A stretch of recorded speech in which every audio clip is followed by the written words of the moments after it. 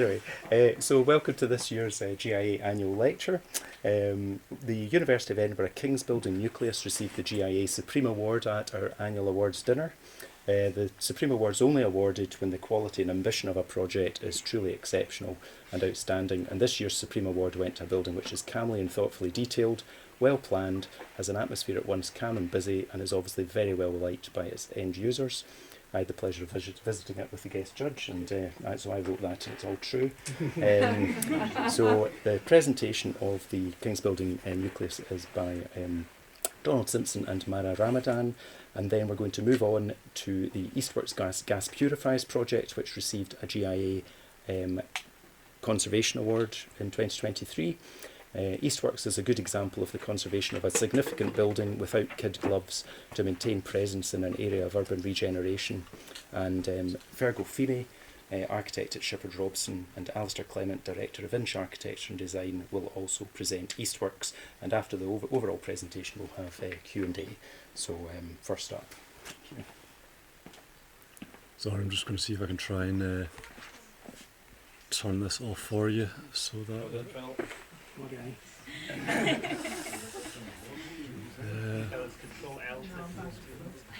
And full screen mode. Okay, thank you very much. That's great. I've got a clicker. Perfect. Is there even a wee? There's a pointer. Okay, great. Thank you, Jonathan, and thank you to the GIA for the award last year and for inviting Marah and myself to come and give the talk to you tonight. So, as Jonathan said, we're going to talk about the Nucleus building at the University of Edinburgh, which completed maybe about 18 months ago now. And mainly maybe focus on the teaching spaces. We've only got a limited amount of time, and it's quite a large building. But we'll start off kind of talking about this sort of almost going back to the beginning in the history of teaching and Aristotle and Aristotle's teaching at 340 BC, which is in these guys on the left there. And this was all about the kind of Socratic method, where he's focused on the dialogue between the teacher and the student, questioning everything, and then the students themselves having that dialogue amongst themselves, questioning everything themselves, and then reporting back to Aristotle himself. Step forward 1,000 years, maybe 1,500 years, you get to Bologna, for one of the earliest European universities, and teaching, although still based on the kind of Greek and Roman education system, is very much more didactic, and it's the grand educator passing on the wisdom to the assembled masses. And I think we've all felt like this guy in lectures. Step forward another few centuries, we start with Edinburgh University and science teaching at the University of Edinburgh, all of which used to take place in the city centre. This is the old sort of medical building, teaching science, maybe early part of the 20th century. And then around the same sort of time, 1919, the university bought the land at Westmeans Farm, right on the southern edge of the city. Very, very rural at that time, and started to build what was going to be their dedicated science campus. And this is at sort of 10 years later, with the early buildings in place, the kind of Ashworth and the chemistry building, the Joe Black. You can see that actually very rural. You've got the hint of a golf course at the southern edge. In terms of the Nucleus building, the actual site for that is probably just next to the chimney on the site of the old tennis court. So again, not much context to deal with at that time. But over the sort of the next century, there was a sort of fairly ad hoc expansion of the campus. Generally, the university filled out the perimeter and then kind of plugged the gaps in between. But there was no sort of real master plan, no real structure to the building of buildings. And over the centuries, there's been a range of styles, range of materials, range of scales of building. And that kind of gets us to where we were when we started looking at the Nucleus building, maybe 2017, 2018. The campus had sort of not a great reputation, although it was producing great students and great work. The facilities were a wee bit outdated, particularly the teaching spaces. There was no students actually lived on campus. There was very few social facilities, and it had quite a car-dominated landscape as well. One of the great things, and if you kind of go back there, there's very, very few trees. There's a bit of a boulevard on West Mains Road, but there's none in the campus itself. Step forward 100 years, and actually the campus is this great sort of lush, verdant landscape with really mature trees. But what it was lacking was a heart. There's a wee bit of green space at the front of the middle of the site, but there's no sort of centre to the campus, and that was a real focus of the building. Provide a new heart, provide a new building, learning and teaching building. But what the university was seeing was that students, because they didn't live on campus, they would live in town, get on the bus, come to their class. There'd be nowhere for them to go after class, so then they would just go back again. So we're really trying to retain students on campus and give them all the sort of the facilities that they want. To achieve this, the Nucleus was decided it was a non-departmental building. It was a general learning and teaching building for the undergraduate students. Again, that building right in the heart of the campus that everybody can feed into, and everybody, all the other 6 schools of the campus can use. And really, where we started, it was quite a limited brief.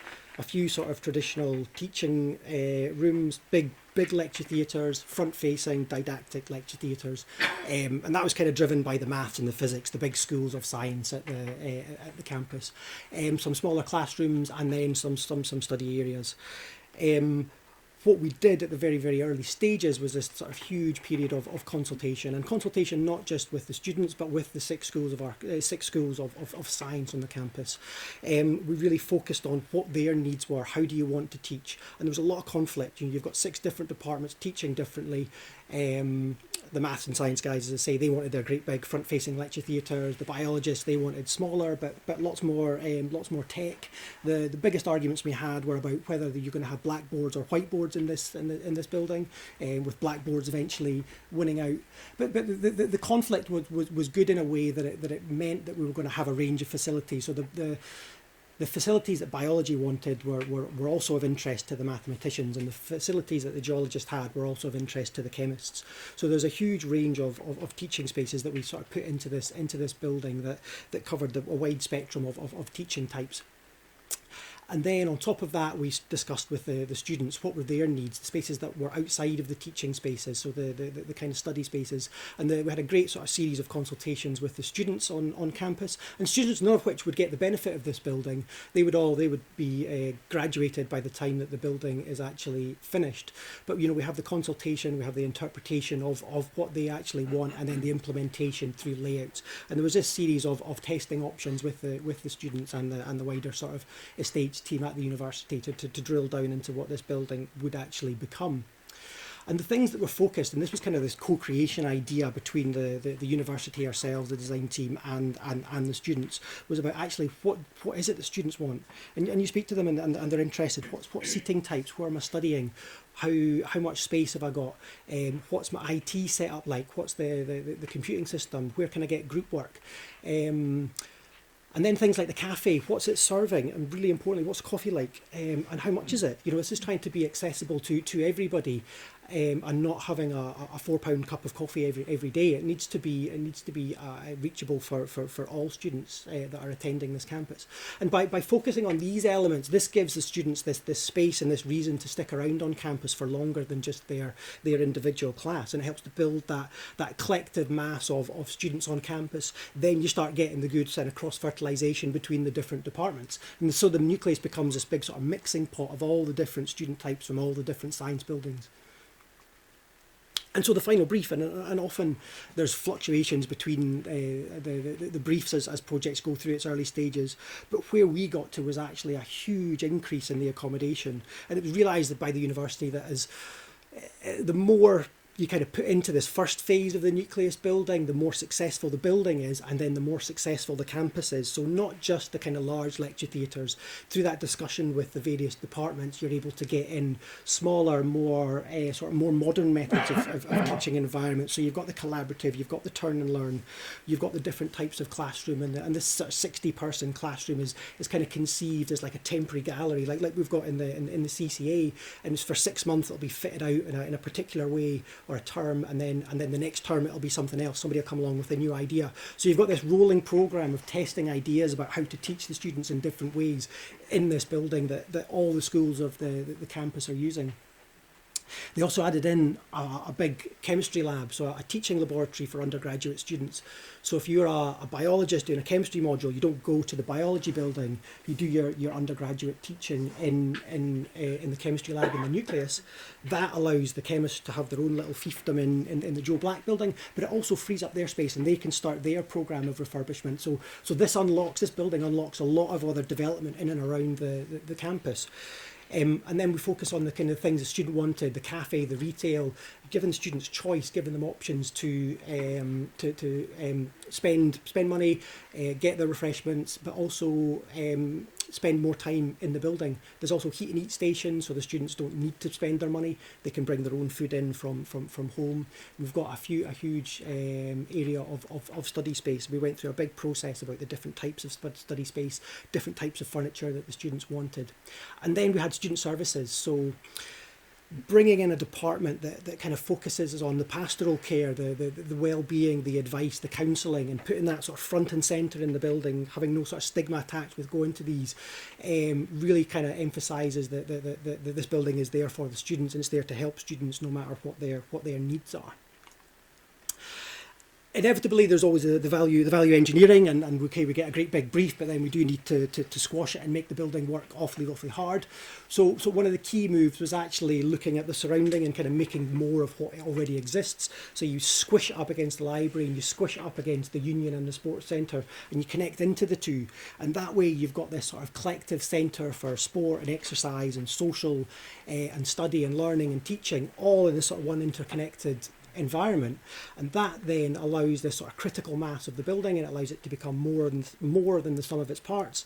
And then you've got this great relationship between the buildings and the sort of the green landscape on the outside. And it was a building that was kind of designed from the inside out, and Marah will kind of talk about the interior and the teaching spaces, but generally the sort of the campus and the urban response was centred around looking at the context. So we've got this kind of notional sort of first floor datum and the library and the student union. So we use that to generate a plinth, and that's all your public activity on the ground floor, your active edges, and very permeable.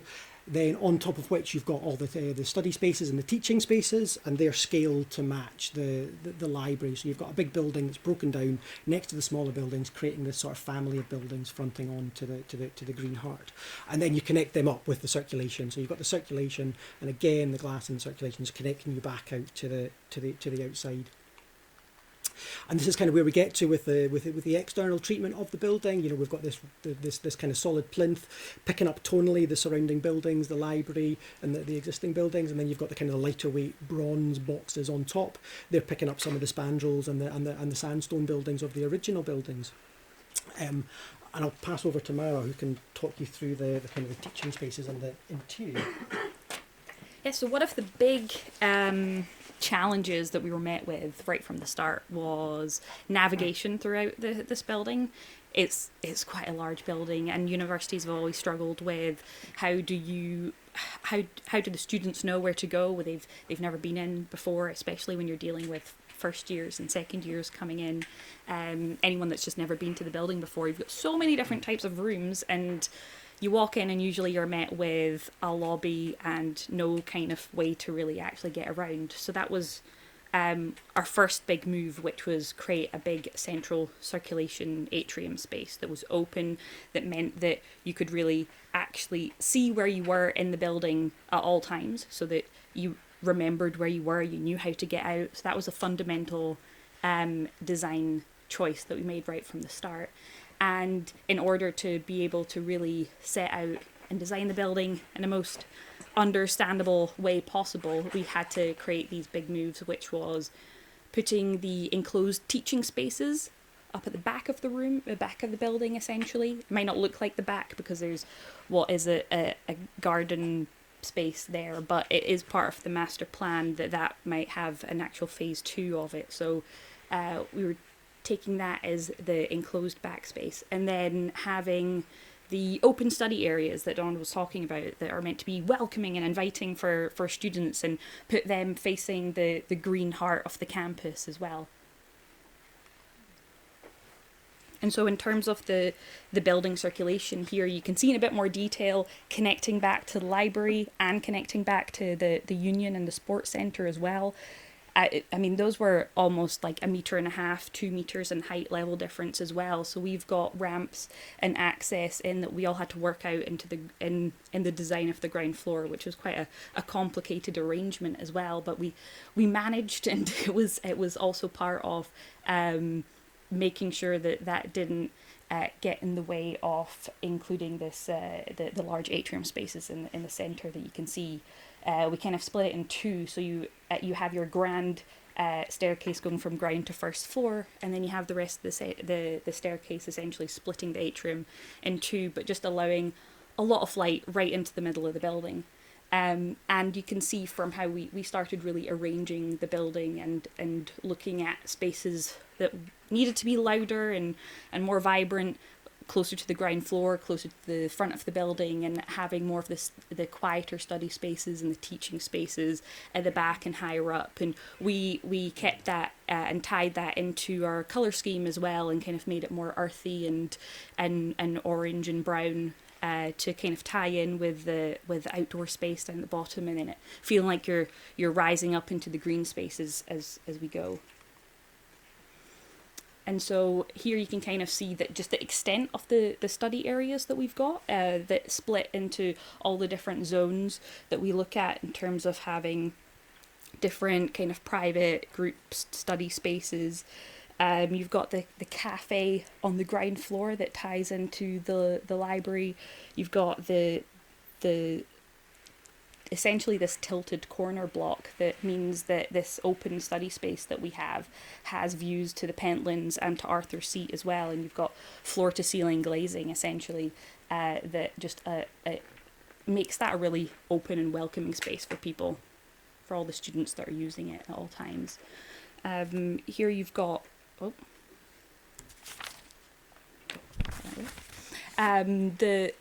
this is essentially key to the design, the space, the grand staircase. It was about having it really open up right from the start. It's the first thing you see when you walk into the door, and you see the cafe space behind it. You see these the casual seating areas around it as well, and just the colours and the warmth of the space. It was just wanting it to be a really welcoming place for people just starting to study here on campus as well. This is going to be their main building that they come into, and then you can see the cafe space as well. That just it was a mix of casual and spaces to study, as well as being able to provide all the long list of food that the students desperately need. And this is kind of the multitude of study spaces that we're providing, that we worked with the university to actually go through all the different types of spaces. You've got breakout short-term spaces and long-term spaces, but you've also got private singular spaces and areas for groups to work as well. So we kind of went through that whole process to make sure that we're providing all the different spaces that everybody would need across campus. And then we come into the teaching spaces, and we've got two bleacher seat lecture theatres in the building that both retract essentially and create large hall spaces that was in response to them needing places for exams, needing halls for exam space, but that being very much like a once in a year situation. And making sure that was a multifunctional space that we were providing for. We do have one big, massive fixed lecture theatre as well that was to suit the traditional needs of some of the schools that are still needed. And then we were looking at a lot of the new types of teaching spaces that we could provide, and that was resulted in a turn and learn lecture theatre and a booth seat lecture theatre as well.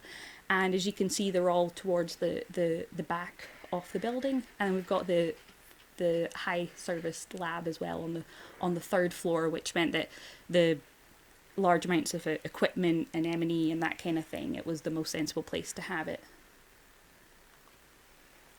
And so this is a picture of the Turn and Learn lecture theatre, which essentially means the chairs swivel round. So you can have a front-facing lecture, and then at any point, break into groups and can swivel and speak to the other students around you. And it just really encouraged this like side-to-side kind of learning. And then, as you can see in like the top picture, and then we've got these booth seats, which were really to kind of make a much more casual space to learn and work in groups. And there's also space in between for the lecturer to actually go in between the rows as well. So you're not actually just trying to shout at people from afar. They're able to actually go in and speak to students throughout that hour-long class, 2-hour-long class. And with this lecture theatre as well, it's on the ground floor, because a big part of what the university wanted was to make sure that their spaces were available for students out of hours as well. And so this actually has a bit of glazing to the external and to the circulation space as well, to just show that it's an open space to use at all times. And anytime I've been back at the university, it has been, you can go in and peek, and there's groups of students just like using it as extra study space out with the hours that are timetabled out on the screens outside. And this is an example of the kind of collaborative classrooms as well, with the screens. And it was essentially a big way that the lecturers are working nowadays as well, being able to just have their work put on screens, and everyone can work together as well. And it's very, very interactive, as well as having a career service area right in the centre of the building, not hidden away somewhere. It's meant to really encourage students to use it at any point. And this the lab, the chemistry lab at the top of the building, and we really wanted it to be a special place as well, not just like your typical labs. We've got mahogany worktops and make it feel like a really, a space people have dreamed to come in and get to do their experiments, that they've probably dreamed about it for years, and this is the kind of first time they've had a chance to do it. And we went into a lot of detail into designing all the different spaces and how that would function as a classroom as well for different years. We even designed the shelf and the stands that hold the parapets specifically to how they teach and they use them for their classes as well. And so this is the big traditional lecture theatre that is still very much used in maths specifically as well by the maths department. So it sits about 400 students, so it was a big part of the building, branches over 2 floors, and then we've got the booth seating that retracts as well. But you can see we really brought in the colour scheme as well, and made sure that was run into the lecture theatres and the teaching spaces as well, as alongside a lot of acoustic panelling too. It just felt like it added a lot of warmth as well as being very much needed for those rooms. And Donald stole my thunder in terms of revealing the answer to the question. You've probably wanted to know whether it was blackboards or whiteboards. They went with blackboards. And for that lecture theatre, we did discuss with them a lot in terms of trying to make it more of the collaborative teaching as well, looking at options for the future. It was a big discussion that we went with them in terms of talking with a lot of their lecturers and teachers to see in terms of the scope of what they actually need for this building. So at the end, they figured there was still a demand for the traditional types of lecture theatres, but I think they're very, very much aware of what could be possible future alterations if needed.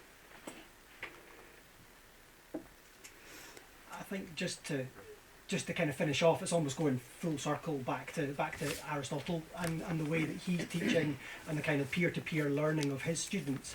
And what we've done in the Nucleus is created those opportunities. So you see they've got the collaborative lecture theatres. That's where the questions are set. That's where the academic is allowed to go and interact with the students. It's not that didactic form of teaching. Then the students can break off and they can go into the study space and they can discuss the problems in their groups. And then you've got your little kind of study corrals, you've got your private sanctuary to kind of get on and get your head down and do your work. And there's that real shift away from the just that didactic model that you can see from Bologna from all those years ago. We're going to not have the Q&A now. We're going to wait until Fergal and Alisdair have spoken, and then we can pick up all the questions at the end. Thank you.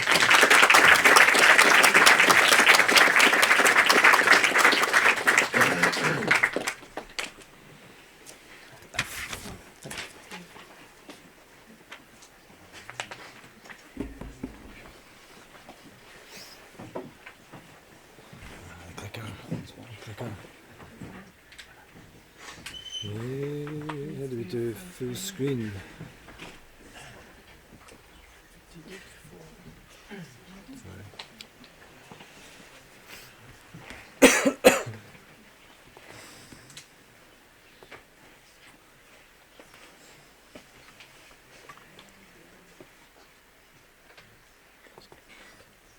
There you go. Thank you. Okay. Great. So thanks for that. It was really interesting to see Nucleus. My name's Alisdair Clement. I'm a director of Inch Architecture and Design. And to kick off the Eastworks conversation, which will be completed by Fergal from Sheppard Robson. So thanks for the invitation to talk today. Not sure who to point to for that now, but thanks for the award. It was really great to get recognition of the work that we've been doing. So the project is a culmination of a long journey, many people driven by two architectural practices, collaboration, relationships, a lot of patience, resulting in a valuable addition to an area being regenerated, and the retention and retrofit of a historic structure. I think it's important that we tell the wider story behind the final result, which you see at the bottom. It's also a story of a client who was tenacious and I think courageous and trusting in the design teams. And without clients, we wouldn't have any projects to deliver. So I'll now take you. We had just had a journey through time. We're going through our own little journey in time here. I'll try and get the clicker to work. Cool. So Dalmarnock was one of the powerhouses of Glasgow. The image on the left is an aerial photo from the wartime, we think. The gasworks was established in 1843. We believe the gas purifier shed, which is in green and on the left, was built between 1891 and 1914. Operations stopped on the site around 1956, and most buildings were demolished in the 1970s, apart from the purifier shed. So, and I think it's quite amazing to look at that image and see the reality of mixed use development as it used to be. Which is quite stunning proximity of residential to heavy industry. So if we fast forward through time, we come to 2010, and shortly after the formation of Clyde Gateway, who are the client, the South Dalmarnock Integrated Urban Infrastructure Framework, it's not easy to say, was prepared by Sheppard Robson architects, and that is where I was working at the time. The framework assisted Clyde Gateway address the complex regeneration and ownership issues in the area, provided a plan around which development plots could be established, and a framework for addressing contamination within the site, which you can imagine from the previous image is an issue that had to be addressed. And the master plan also mitigated the flooding issues in Dalmarnock via blue-green infrastructure. Now, during the design of that master plan, the purifier shed, which is in the red dot and the red circle, was retained, and Clyde Gateway had the courage to retain the structure. It wasn't listed, but it was one of the few historical assets in the area, so it was felt right to retain that, and the client was on board with that. Moving on a few years, and improvements in the area became slightly more urgent on the award of the Commonwealth Games, which was based in Dalmarnock, just not far away from the image that you see on the screen there. So with the delivery of the Key Routes and Spaces project, which implemented some of the key routes and spaces which was set out in the infrastructure framework. So the image was taken in 2014, I believe, on the left. And you can see the new, I'm going to use a red thing, that's right. You can see the new diagonal route, which the completed images are there, connecting the station and the nearly 100 metre long gas purifier shed, which was fronting onto another development plot. And the project was designed to connect through to the south side of Glasgow via the new Smart Bridge, which was delivered at the same time. This was delivered as well by Sheppard, Robson and me at the time, and just in time for the Commonwealth Games in 2014. So an interesting development on the previous image from the wartime of South Dalmarnock. If we move on to 2017, and Clyde Gateway instructed the care and repair of the gas purifier shed, which was delivered by Inch and myself at that time now, and the team within Inch. As you can see, the structure was in need of some love. The areas had been rendered over time, very much disused. During high-level inspections, which is on the bottom left, over here, we discovered the structure which made possible the very long span within the gas purifier shed, which is three, I think 26 metre long trusses, which were previously concealed and not visible from the ground level. And they also conveniently penetrated the valley gutter every 500 mil, which was a joy to resolve later on when we were trying to get the detailing right. The brief at that time was to save the structure via the protection of wall heads, carrying out repairs to mortar replacement to brick walls, removing the asbestos roofing, and replacing, I think, with a single sheet metal deck at the time. And we're very ably assisted by Fiona Sinclair, who I think is left. Unfortunately, that's a shame. So Fiona provided conservation guidance to the practice and stepped in when much needed in 2018. So if we look here, we've got a photograph mid-contract and a plan above. So you can see the long, only two central columns, and the trusses which rest on those, making a very clear space. And it's still not clear what they really did in there, but they needed a big span for it, and they went for it. It's a railway scale of structure. So we thought that it was very important to photograph the building during the process. So we had Keith Hunter record the interim position once the roof structure had been removed. It's a piece of industrial archaeology. So the structure itself presented some challenges in addition to the valley gutter problem.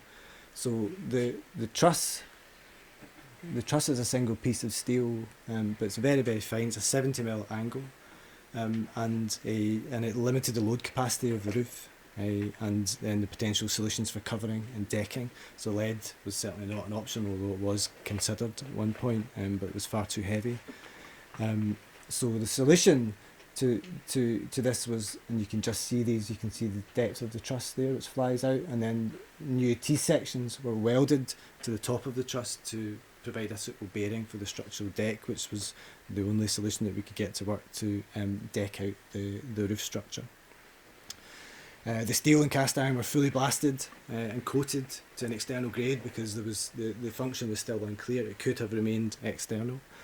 And on the image on the right, which you can see the quite beautiful lattice truss, you see spigots which took the rainwater from the roof down every column and drained through the columns. These were all blocked when we got to test them, so a new siphonic system was installed as part of the works. So the lightness and the detail of that structure was something we wanted to retain.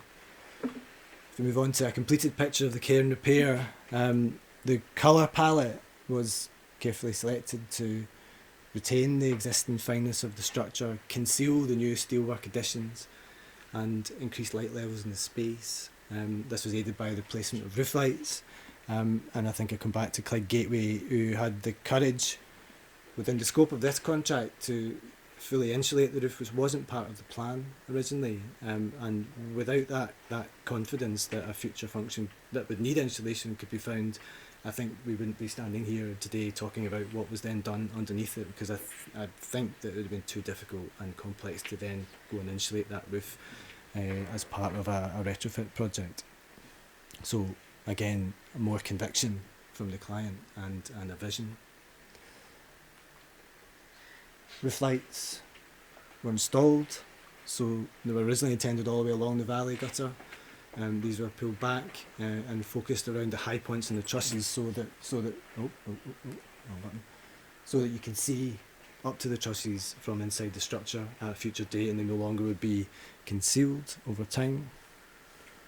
And then the meter house, which we presume contained meters, but we don't have any evidence of that. That had been rough casted, if you can think back to the initial photographs. So this was trapping moisture within the brickwork and between the rough cast and brickwork. The rough cast was partly falling off, which is a health and safety issue, and then partly we couldn't get it off the building.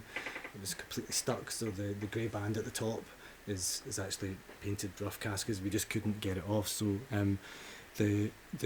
again, we could have left that on, but it would have had a damaging impact on the building, and the result of having the confidence to keep going, I think you can see here. The original fenestration at the ground floor was uncovered, but the sandstone reveals had been hacked off, and the curved windows had been squared off, we think, to allow easy rough casting perhaps, but it was a bit of a shame, and we did what we could to reinstate that aesthetic within the budget. So part of the commission was to carry out a feasibility study. One of the options, there was many options considered at the time. Office subdivision was eventually settled on, and these are their sketches from 2018, and this introduced the concept of mezzanines to increase the net floor area 6 units along the length of the shed, which then reduced to 5 later. But this was the start of something after the care and repair had been carried out. 2019. The collaboration between Inch and Sheppard Robson was established to deliver the feasibility study in phases. This is building on the existing relationships between Inch and Sheppard Robson and Clyde Gateway. The project was delivered between the practices on an equal basis, shared opportunities, risk and liability, and we were both involved at all stages.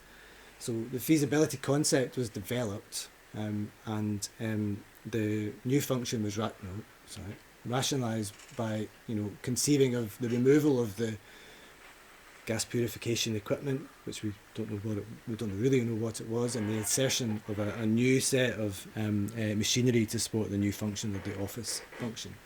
So the cores became the new driver for the function of the building, and these were then used to start to express on the elevation, generate a rhythm and wayfinding to entrances.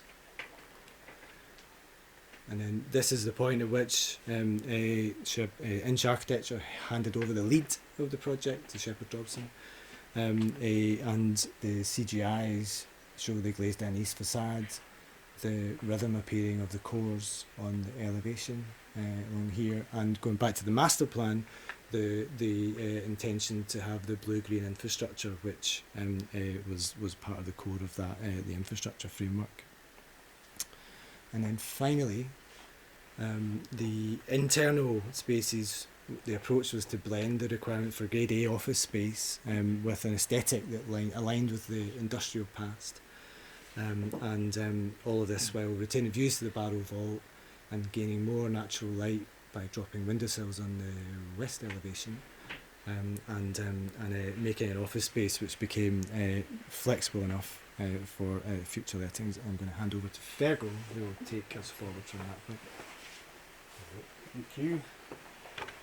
So yeah, we kind of took the lead from this stage just after planning, probably stage 4, end of stage 3, stage 4. We'd been working closely anyway with Inch, and we had a very good relationship. We'd been involved in all meetings and the design decisions and everything like that, but we kind of took more of a lead over the next stage. So looking at the office space in particular, the 5 office units, you can see they're all kind of various sizes because of our positioning of the new core. So each office space is accessed externally, so it's got its own front door. You come into a stairwell which leads you up either to the mezzanine or you can come into the office space there.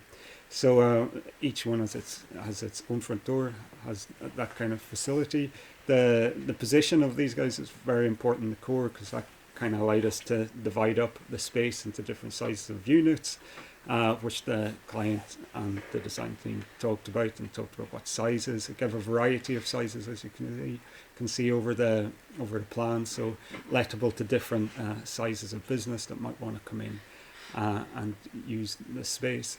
So in terms of the interiors, what was key, what was set up through stage 3 was the sense of space that we wanted to keep. We wanted to keep and celebrate the barrel vaults of the original structure. And the volume, really, the volume is very impressive when you're in that space, and we wanted to keep and celebrate that.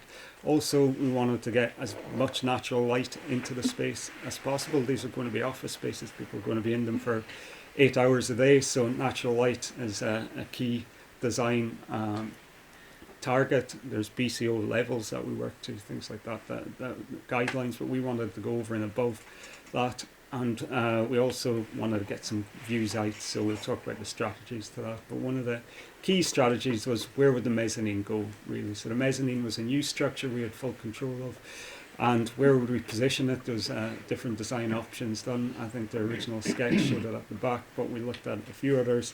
And the idea of putting it more centrally allowed a few other key moves to happen. That allowed you, when you entered the space, to get that really good sense of space and natural light from the east curtain walling, and also allowed that sense of double height space and the volume to also not just stop once you go into the mezzanine, but to continue around you. So the mezzanines kind of sit and hover within the space. They're not back against the back wall or anything. Once you get up to the mezzanine, you can look down in both directions and see and experience that volume. It also allowed us to really explore how best to use what was a simple kind of just a small semicircular window at the top. I think don't know how many there's along, but there's quite a few along, but they were quite small semicircular windows, and how we could best open up that by dropping it, getting a really nice vertical window in that kind of recognises the recognises the double height space behind, but also gets natural light deep into the plan. The work that Alisdair and Clyde Gateway had done on the earlier care and repair is really important as well. Obviously, getting the roof lights in centrally in the space. This space from back to front is 30 metres deep, so it's quite a deep space. So natural light and views out were really key to that, and getting the roof lights in really helped from an earlier stage. I think Alisdair's already kind of touched on some key restrictions, but again, one to highlight is the truss. The truss was a very slender truss, and I think putting a new roof on it and putting all of the work that had been done had really maximised the loading of that. So we had to be very careful and work with A10, the M&E guys, what can really attach to that, what we can hang from that. No large pieces of equipment, even coming down to the lights themselves. We have quite simple, sleek kind of linear lights running across there, but the advice was we couldn't hang those directly under the truss like was envisaged. They had to be hung to the side of secondary kind of steel supports, which were attached back to the new steel that kind of reinforced the arch. So there's a lot of consideration of what could be achieved. The overall structure was very sensitive, I guess. So even the large curtain walling that needed its own new structure. Anything new that was built needed its own support, needed its own structure. So the new curtain walling had a new frame designed for it. So there's quite a large steel frame, which curtains designed a quite nice horizontal kind of truss system that reflects the truss of the original kind of work from the Victorian times. So we'll jump into the images now. So really, you can see from the images, we really do still retain that sense of space. This is Unit 1, which is now occupied. We'll show the fit outs at the end. So that sense of space, you still get it when you walk into the space. You still, when you walk through the space, the mezzanine sit within there but don't detract from it. They allow you to actually get up and around the truss. As you get closer, you get able to see the Victorian workmanship and all the amazing rivets that are along the central truss, and all this detail you can now get a closer inspection of. You can see the kind of dropped window, what kind of beautiful scale that's given to that, the double height space at the back now. In terms of the kind of the aesthetic of the fit out, I guess we really wanted to take on board what was there originally, take the kind of cues from that, the design cues. So the simple form we have of the mezzanine is really of really slender steelwork again. So steelwork with mesh that reflects the kind of slender steelwork of the original forms. The mesh continues under the mezzanine as well, so the same mesh is used in the ceiling, so that creates a kind of continuity, an idea of that volume kind of floating within the space, and some slender circular steel columns as well that kind of just sit within that space and inhabit it. And again, it's just trying to create something simple.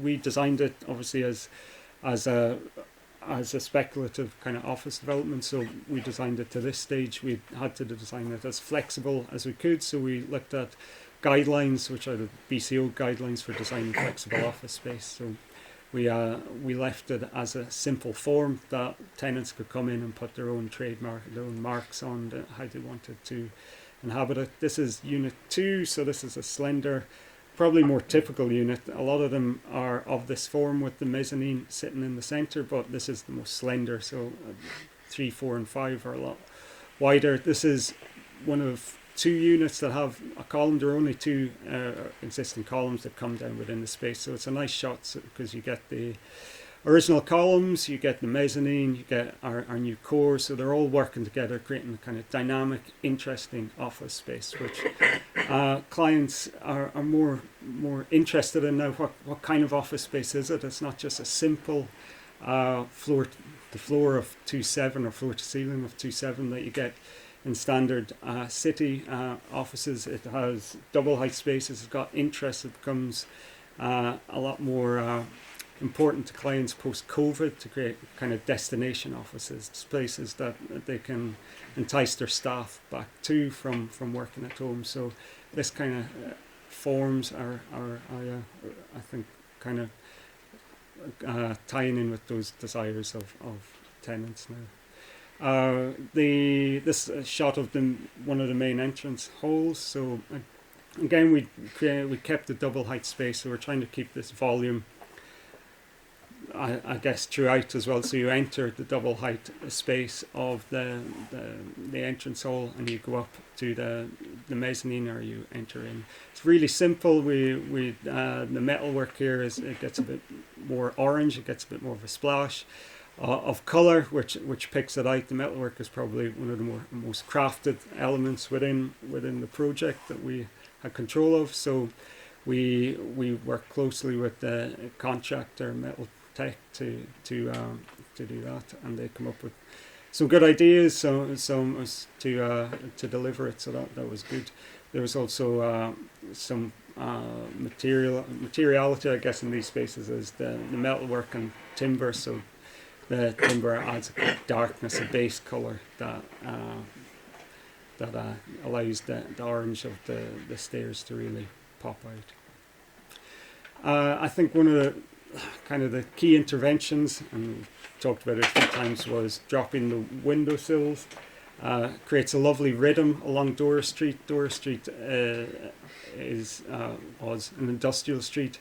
It wasn't the nicest street maybe to walk down at the time when this was a derelict building. So now the building is open and in use. They've got windows running along them that create a really nice, a lot more open elevation. So it's as part of Clyde Gateway's master plan to kind of bring life and community back to this space. It helps to bring light into the buildings, but it also gives a personality and interest to that space and makes it a more welcoming street to walk down.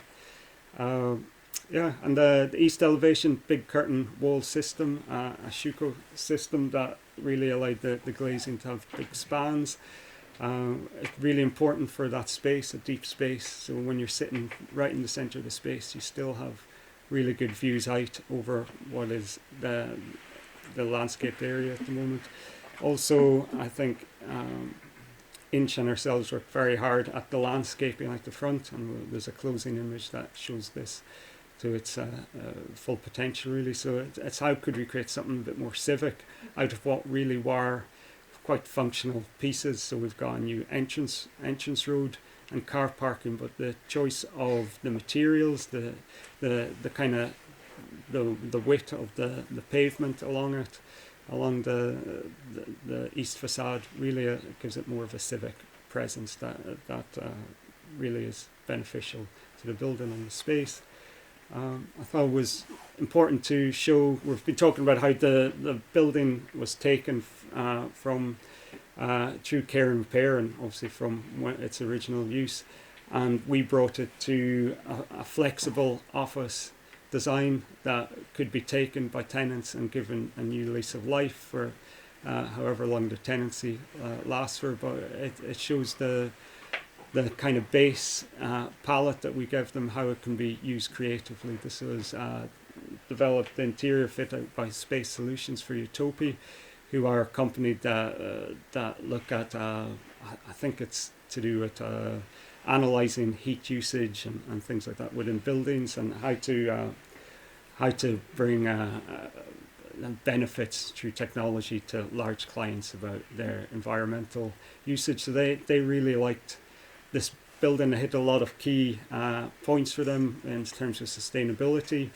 We were retaining the structure, keeping all that carbon that was already there, bringing something back from the past, and also how well it was insulated and how we lined it. It really is a very energy efficient building. I think one thing we haven't talked on, it's also part of Clyde Gateway's plan, was to create a centralised heating network around there, so there's it's connected to that as well. So it kind of hits a lot of these qualities. Space Solutions obviously put all their office or meeting rooms under the mezzanine, which is the obvious kind of solution, and allowed them to, on the ground floor, to put their desks and tables around the double height space, which is really kind of successful. And then the upper floor area is kept for more social kind of breakout meeting space. So it's quite a simple, interesting kind of fit out that really took on board what we had all worked on and has embraced that and added a bit of fun and colour to it, really. So Q&A, but before that, it's just highlighting the kind of landscaping which we worked on. We've got our kind of pavement, our wide pavement. We've got totem poles with signage marking the entrance to each unit, and the car parking, and the choice of materials, allowing this to feel like a more civic space. So even blending in the disabled car park with the kind of entrance plaza and the furniture allows that to give a kind of just a wider, more civic space. So yeah.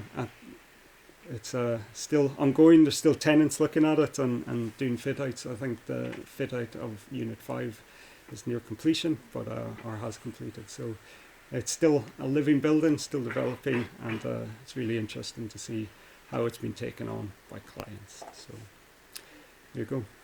That's so,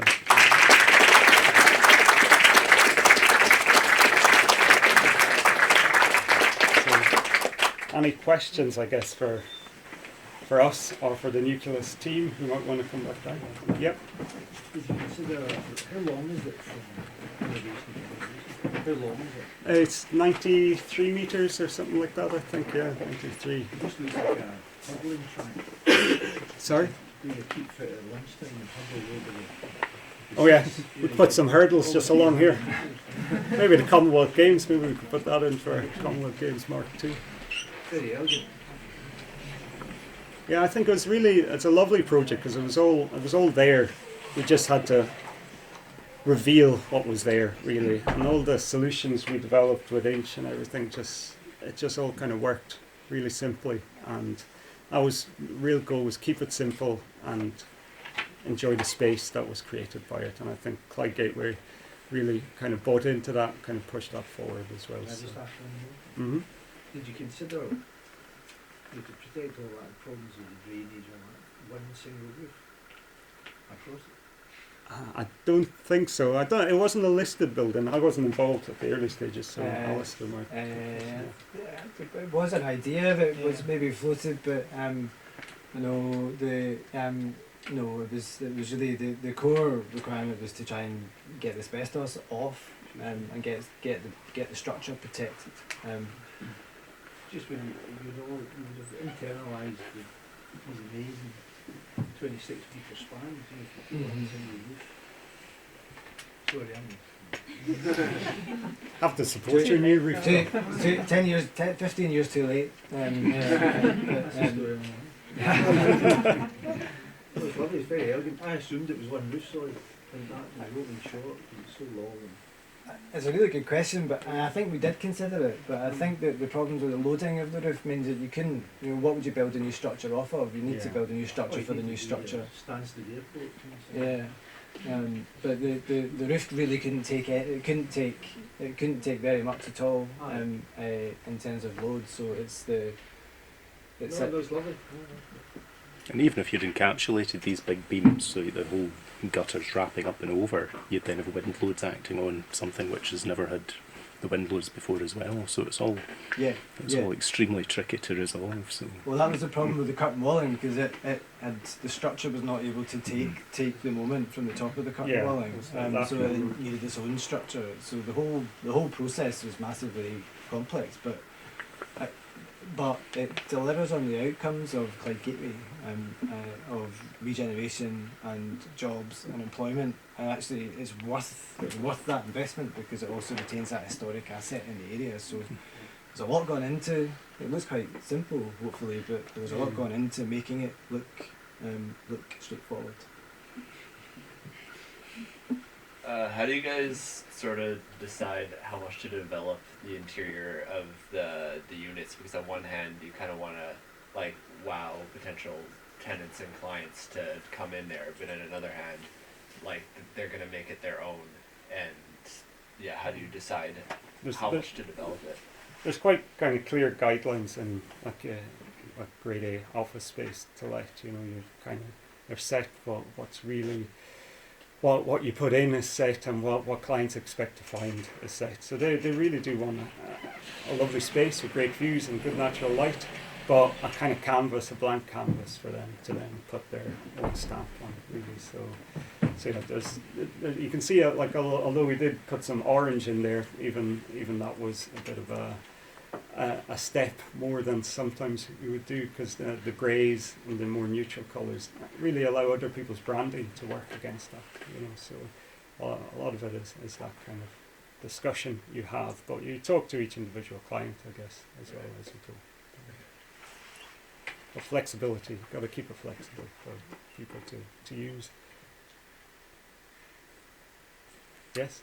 Just in terms of you talking about the very green strategy, the sustainability, but then you've also got the challenge of the very fine structure. What were the key kind of MEP challenges in terms of all the units that you might need to work with? Because usually, you would hang things up. Well, I guess if you go back, it's kind of hard to go. So you can see really. So this is the new core, and that goes up to a second kind of level. So there's a plant deck level that sits up here. That a lot of the heavier MEP equipment sits up, but it's hidden from view. So really, all we were really hanging from the ceiling were the lights and the lightweight kind of ducts, really, which aren't that heavy. So it was just different strategies in trying to get all the heavy stuff sitting on something new rather than being supported of something older, because Alisdair had used up all the spare capacity to put his roof on it. So, Yeah, but I think M&E is a good question that we've kind of glossed over because of maybe the audience that we have. But the M&E within these spaces is quite difficult because you're trying to heat a really huge volume and keep the temperature stable where people are working, which is at the bottom.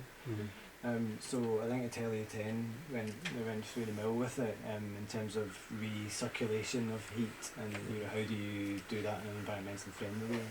So there are challenges in making this work, which I think need to be recognised, in addition to its connection to the district heating network that's been put in as well, which helps with that. But it's complicated. Yeah, it's complicated to get it to. It's hard to notice, but there are little fans up there that just blow the air, so the hot air obviously rises, so there's fans suspended up there that kind of help the air keep circulating, not just rise into the pockets of the borough vault. So yeah, and there's some trench heaters along both elevations as well to kind of spread that heat out. And is the district heating linked into the wastewater treatment plant nearby in this one? I think so. I think that's what the last time we talked about it, I think Atelier 10 said yes. The energy centre is in the wastewater treatment works, but we run two systems. This is off the high temperature system, which takes waste heat from a CHP engine, and then we have a secondary system which draws directly off the wastewater treatment works. Okay. And then feeds over the smart grid. For those of you who don't know, Martin is the client, so and a former GIA president.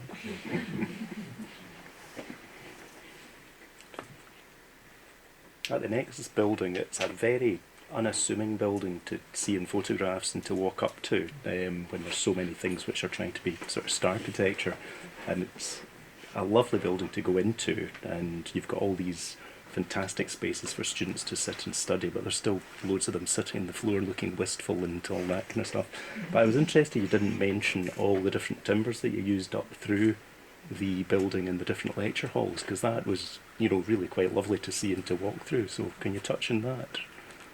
It's actually very similar. There's only two different timbers. I think there's a tulip wood and there's an ash, but it's just the different way that we control the lighting within the different spaces that make them look ever so different. And a lot of the strategy was driven by the acoustics. So all the timber is part of the acoustic strategy as well. So it's not just a veneer, it's not just a finish, but it's all tied into, like these guys, the acoustic panelling. And that was something that we tied into the stair detail, so the timber actually wraps around the inside of the staircases all the way up to the top floor, and then you've got the ash like handrail as well going up. So that was kind of a full detail that we kind of worked up and then tied that back into the lecture theatres as well. Can I just ask, in both projects where the pandemic hit?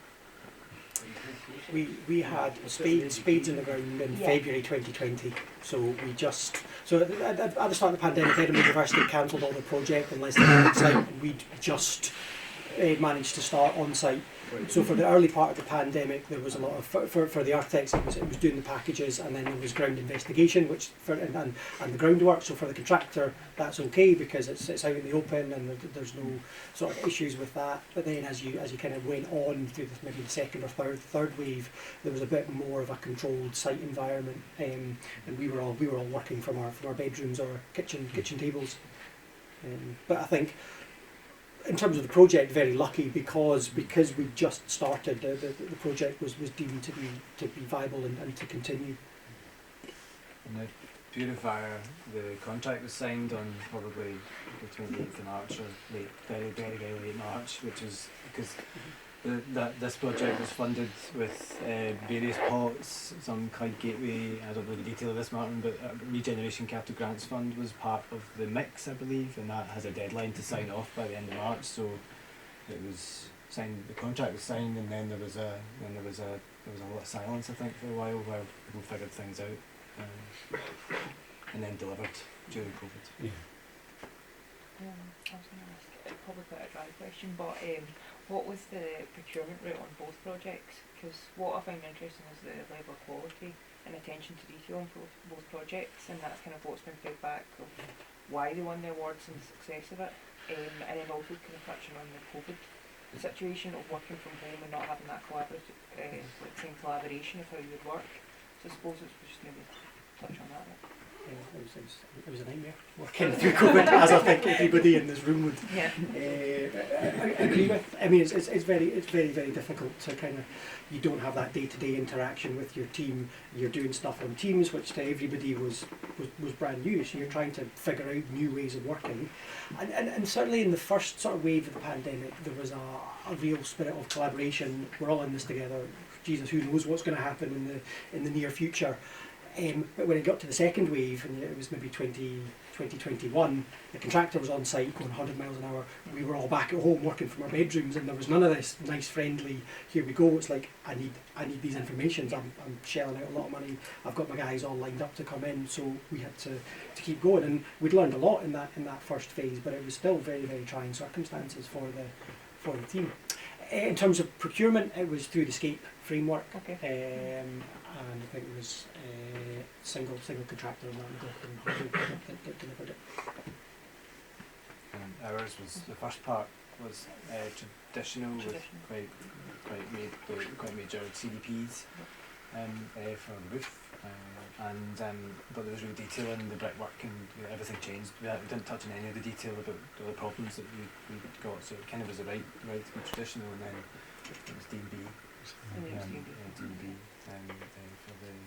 for the retrofit. I think in terms of COVID, it was the same. Once it hit site, we were basically working from home. But I think because we were two different offices working together, I think it would have been a smaller team from, let's say, on the Nucleus team. We would have communicated in relatively similar ways, but yeah, my kids were a lot more involved in this than any other project. Why on should the kids pick that?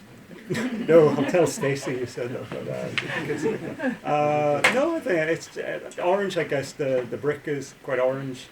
It's the harkback from that. There is actually at the entrance of every unit there's a in between the glazed panels and the curtain wall, and there's an onyx kind of metal that runs up that has an orange in it too. Can't see it so well in some of the shots because of the reflection of the glass, so it is a colour that does carry through, and it's trying, as you can see from the shots, it's trying to bring what's outside in, but also the new element, especially around the dropped windows, the metalwork, so you're getting a sense of the new metalwork also being on the outside as well. So trying to do that, but again, another question, the self-analysis, could we have kind of exposed more of the brick inside, but it's just for getting the thermal kind of levels we needed and getting all that to work. It was the strategy was to insulate and line internally for that one.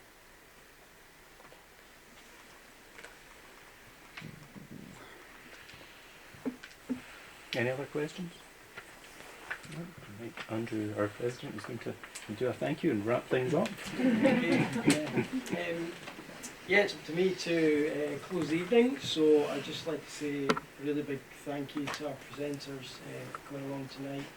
Really appreciate it. It's always really nice to hear the stories and the thinking behind these projects, which are both different but both really, really successful. So thanks again, guys. Just a big round of applause for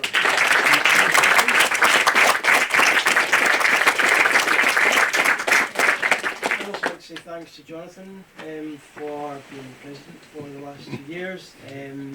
He's done a great job. Hopefully I can do a good job as well. So yeah, thanks, Jonathan.